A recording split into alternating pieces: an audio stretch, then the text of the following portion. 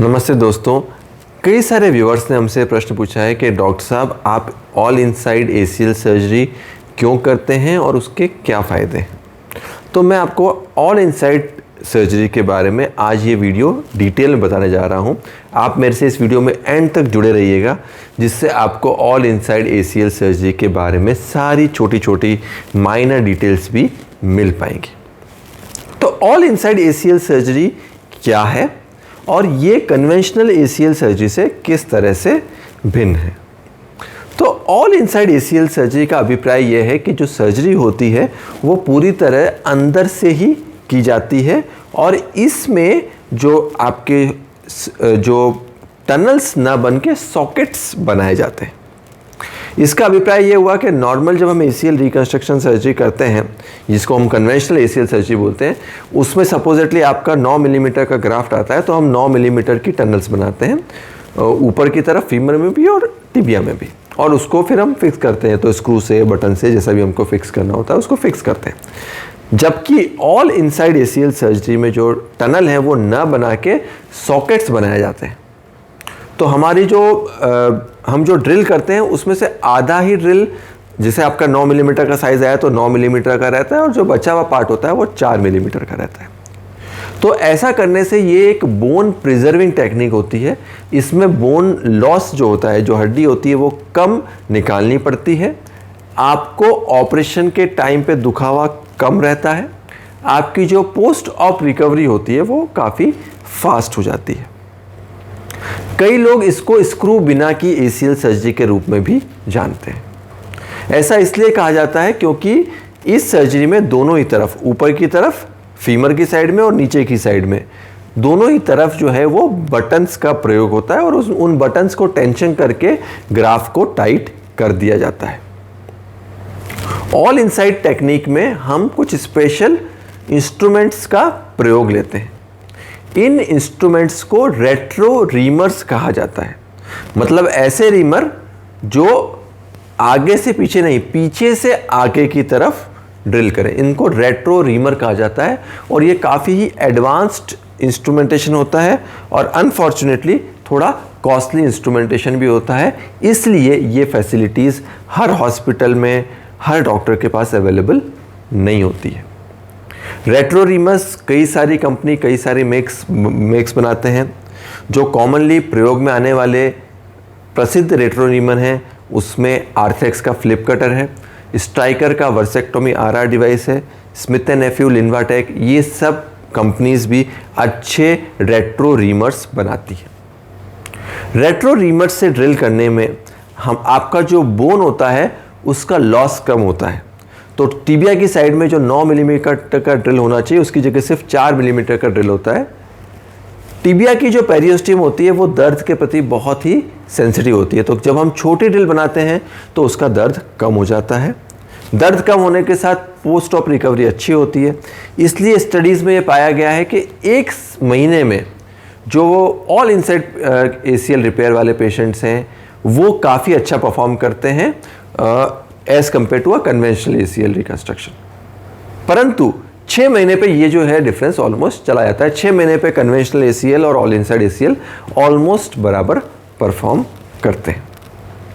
एक दूसरा बड़ा बेनिफिट जो ऑल इनसाइड ACL में होता है वो ये होता है कि इसमें जो इम्प्लांट्स होते हैं वो बहुत लो प्रोफाइल होते हैं। तो इम्प्लांट का चुभना, इम्प्लांट का प्रोमिनेंट होना या इम्प्लांट को बाद में निकालने की ज़रूरत पड़ना, वो चांसेस काफ़ी कम होते हैं, क्योंकि छोटे छोटे 2 बटन जो बटन होता है, जैसे वो किसी भी एक रूटीन एंडो बटन की साइज़ का होता है, तो 4 मिलीमीटर उसकी विड्थ होती है, 1 सेंटीमीटर उसकी लंबाई होती है, और दोनों ही तरफ बटन ही आ रहे हैं, और कोई उसमें हमको एक्स्ट्रा फिक्सेशन वगैरह करने की ज़रूरत नहीं पड़ रही है, स्क्रू डालने की ज़रूरत नहीं पड़ रही है। तो इम्प्लांट्स और टिपिकल जो मेटल या बायोडिग्रेडेबल इम्प्लांट्स होते हैं उनका जो प्रयोग होता है वो काफ़ी कम हो जाता है।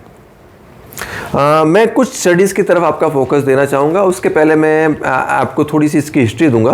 डॉक्टर लुबोविट्स करके एक सर्जन थे जिन्होंने इस जो ऑल इनसाइड ACL है उसकी टेक्निक की प्रिंसिपल्स की खोज करी और उन्होंने इस टेक्निक को प्रमोट किया। अगर हम लॉन्ग टर्म स्टडीज़ की बात करें तो लोड टू फेलियर, मतलब आपके जो ग्राफ्ट फेल होने की जो रिस्क है वो सबसे कम उस केस में रहता है जब स्क्रू और बटन दोनों यूज़ किए जाते हैं, उसके बाद अगर बटन अलोन यूज़ किया जाता है और फिर अगर स्क्रू अकेला यूज़ किया जाता है। तो जैसा कि मैंने आपको पहले भी बताया कि स्क्रू और बटन साथ में यूज़ करना भी एक बहुत अच्छी तकनीक है जो ऑलमोस्ट ऑल इनसाइड के बराबर परफॉर्म करती है।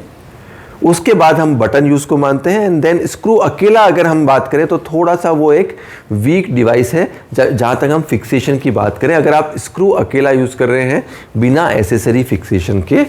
तो अगर हम लॉन्ग टर्म स्टडीज़ की बात करें, लंबे समय की बात करें, तो जो स्क्रू होता है उसका अगर फिक्सेशन करें तो उसको अपर्चर फिक्सेशन बोलते हैं, और स्क्रू यूज़ करने में जो आपका इलॉन्गेशन होता है ग्राफ्ट का वो थोड़ा कम होता है, और पुल आउट स्ट्रेंथ जो होती है स्क्रू की वो ज़्यादा होती है।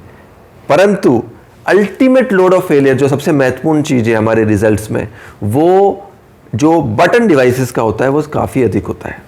तो ultimate load of failure button device का काफ़ी अधिक होता है। बटन डिवाइस इजीली फेल नहीं होते हैं, इसीलिए जो ऑल इनसाइड टेक्निक है वो आजकल प्रचलन में आ रही है। साइक्लिकल डिस्प्लेसमेंट पे थोड़ी लूजनिंग बटन्स में हो सकती है, परंतु उसकी चांसेस भी काफ़ी कम रहती है। कई बार जो है हम टनल्स के साथ भी बटन्स का यूज़ कर सकते हैं, सॉकेट बनाए बिना। तो दोनों तरफ हम बटन्स का यूज़ कर सकते हैं बिना जो है वो सॉकेट बनाए। तो कई लोग हमसे प्रश्न पूछते हैं कि डॉक्टर साहब सॉकेट बनाने की टीबिया में क्या ज़रूरत है, आप टनल बना के नीचे बटन तो लगा ही सकते हैं। परंतु स्टडीज़ में देखा गया है कि अगर हम ऑल इनसाइड ACL रिकंस्ट्रक्शन कर रहे हैं और सॉकेट्स बना रहे हैं, तो जो दो सबसे कॉमन मोड ऑफ फेलियर होते हैं जिसको विंडशील्ड वाइपर इफेक्ट बोलते हैं।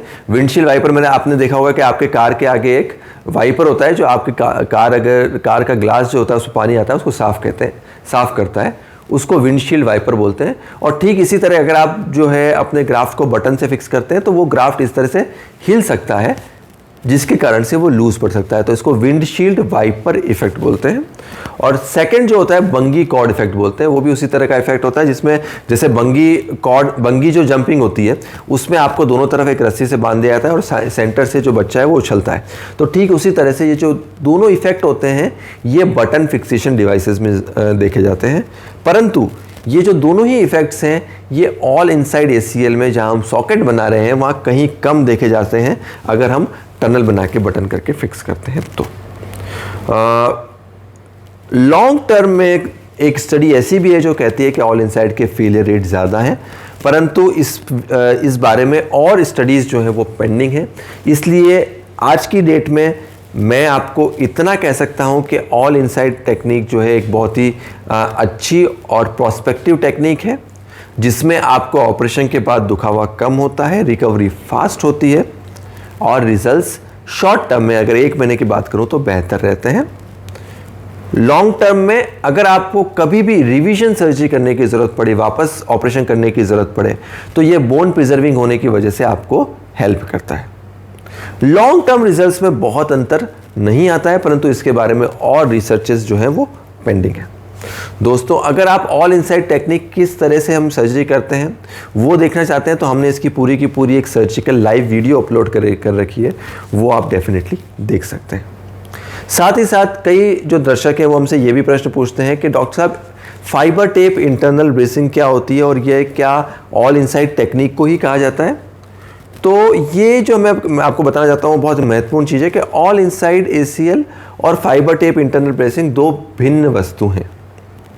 फाइबर टेप इंटरनल ब्रेसिंग हम किसी भी ACL रिकंस्ट्रक्शन सर्जरी के साथ प्रयोग में ले सकते हैं, जिसमें हम ACL के आगे की तरफ एक फाइबर टेप डाल देते हैं जो एक सीट बेल्ट की तरह काम करती है और जो आपके ACL को वापस टूटने से बचाती है, उसको शक्ति प्रदान करती है और आपके रीटियर रेट, वापस टूट जाने की रेट्स को कम करती है। और ये फाइबर टेप इंटरनल ब्रेसिंग हम ऑलमोस्ट कई सारी ACL रिकंस्ट्रक्शन टेक्निक में यूज़ कर सकते हैं। ऑल इनसाइड में भी यूज़ कर सकते हैं, स्मार्ट टेक्निक्स में भी यूज़ कर सकते हैं और सिंपल स्क्रू टेक्निक में भी फाइबर टेप यूज़ की जा सकती है।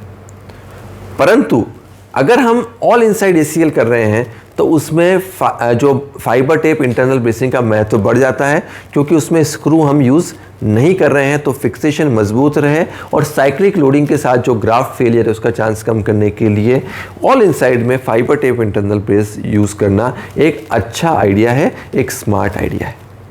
तो दोस्तों, मैं आशा करता हूं कि ऑल इनसाइड ACL रिकंस्ट्रक्शन के विषय में मैं आपको सारी जानकारी देने में सक्षम हो पाया हूँगा।